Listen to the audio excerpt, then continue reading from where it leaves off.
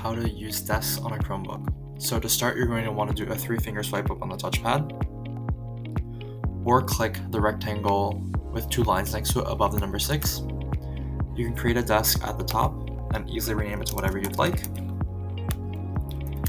If you by accidentally put a tab in the wrong desk, you can easily drag and drop it to the correct one. If you'd like, you can save a desk for later, and then you can just access it at the top. To combine 2 desks, you just click this button at the top, and you can see it has both of my tabs in there. And then to close a desk, you just click the X at the top. Thanks for watching.